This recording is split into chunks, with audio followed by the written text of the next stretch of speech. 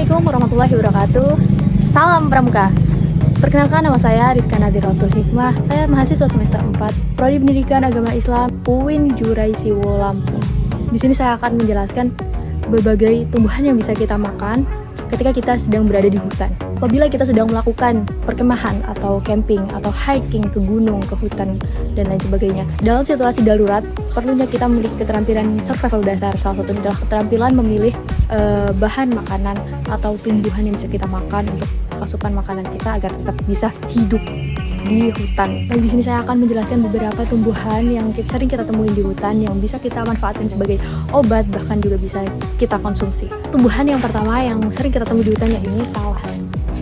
Talas ini bisa kita konsumsi, mulai dari daunnya atau batangnya juga kita konsumsi, dan bahkan juga umbinya. Jadi di bawah daun talas ini ada umbi yang bisa kita makan, tetapi tidak bisa langsung dikonsumsi, harus diolah terlebih dahulu. Ini bisa direbus atau dijadikan berbagai masakan. Tumbuhan selanjutnya ya ini daun jengkol muda. Jadi daun jengkol muda ini bisa kita manfaatkan sebagai bahan pengganti makanan. Biasanya di daerah-daerah tertentu itu daun jengkol muda ini bisa dijadikan sebagai lalapan. Warnanya agak sedikit keunguan dan ini bisa langsung kita makan. Ketika kita sedang berada di hutan dan kebetulan cadangan air minum kita habis dan tidak ada air sungai atau sumber mata air, alternatif yang bisa kita gunakan yaitu adalah batang pisang. Meskipun buahnya tidak ada, tapi kita bisa memanfaatkan batang pisangnya. Kita bisa memanfaatkan air yang ada di batang pisang. Jadi batang pisang ini memiliki banyak sekali kandungan air yang bisa kita manfaatkan, bisa kita ambil airnya. Air murni, jadi kita bisa meminum air ini jika dibutuhkan.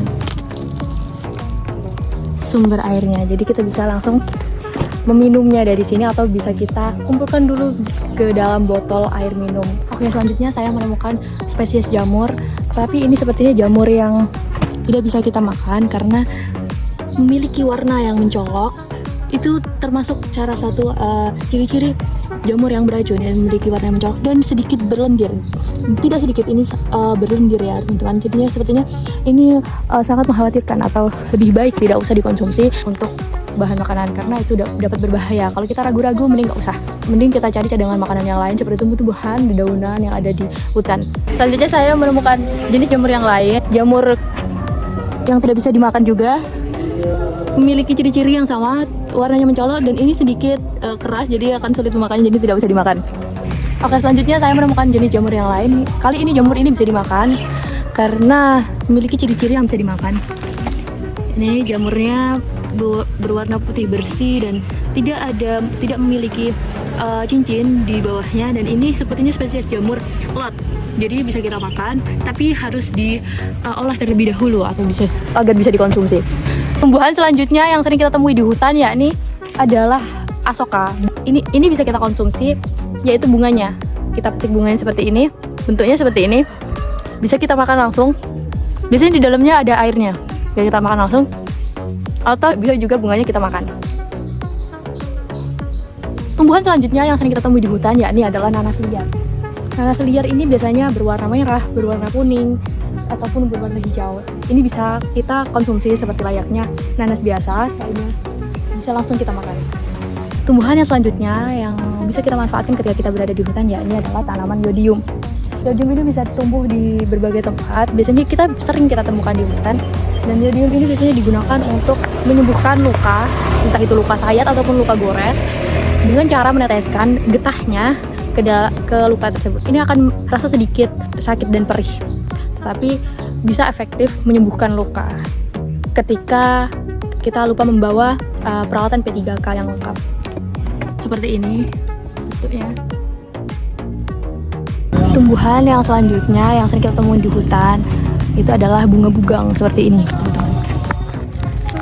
Nah, jadi bunga bugang ini biasanya tumbuh di tepi hutan atau bisa sampai tumbuh pada ketinggian 750 mdpl.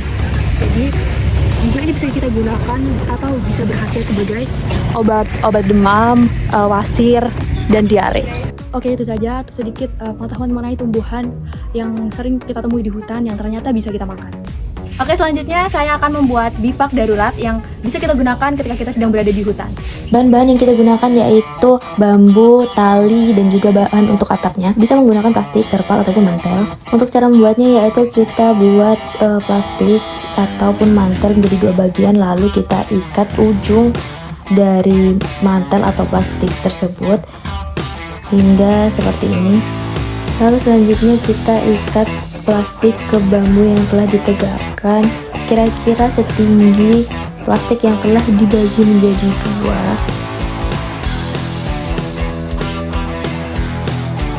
Lakukan hal yang sama pada sisi yang satunya.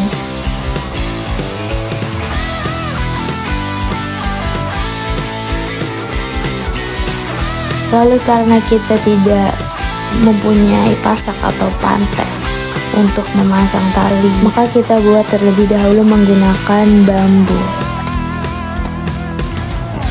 Jika sudah selesai, gunakan pasak untuk menarik tali ke dalam tanah dengan cara dipukul-pukulkan dan diikatkan dengan tali seperti ini. Jangan lupa di sisi yang satunya juga sama, dan seluruh sisi juga kita lakukan hal yang sama ke 4 sisi.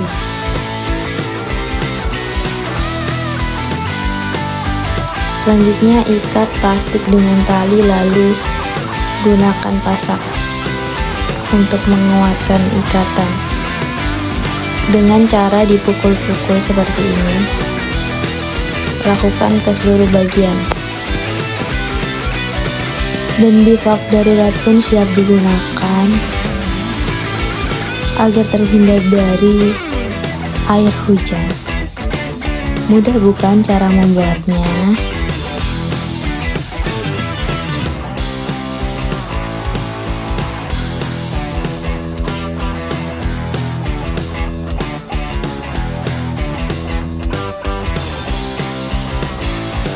Itu tadi keterampilan survival dasar yang bisa kita gunakan ketika kita sedang berada di hutan.